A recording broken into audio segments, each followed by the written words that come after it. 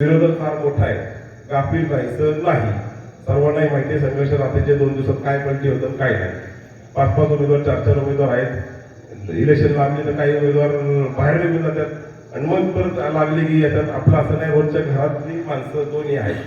कोणाचं मैत असो, धावा असो, बारसं असो.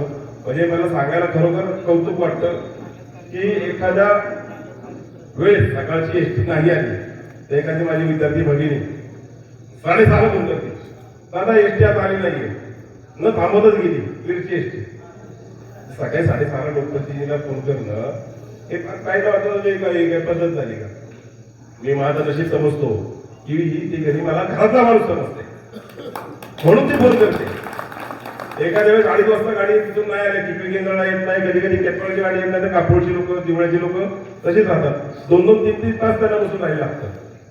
आणि आताच्या ह्या परिस्थितीमध्ये महिलांना तिथं बसणं हे थोडं सेफ वाटत नाही त्यांना, कारण सगळं वातावरण पाहता आणि घरापासून एवढं लांब मुलं शिकायला तर मुली शिकायला विशेषतः, तर त्यांना घरचे पण काळजी करतात, जायचं कसं, टेबलवर ठेवायचं कसं.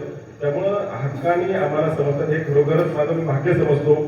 विद्यार्थ्यांचे प्रश्न असू द्या, शेतकऱ्यांचे प्रश्न असू द्या, राईटचे प्रश्न असू द्या, हे फक्त देखावा करणारी काही मंडळी आता येतील की आम्ही हे करतो, आम्ही त्या करतो, प्रत्यक्षात करणार कोण नाही. आता सत्ता आपल्याकडे येते आलेली आहे आणि फक्त खालपासून ते वरपर्यंत आपल्याला सत्ता या ठिकाणी मिळली पाहिजे.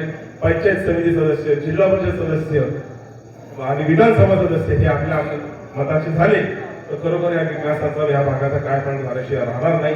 या ठिकाणी 2029 साली विधानसभेच्या निवडणुका होणार आहेत. इथं आपल्याला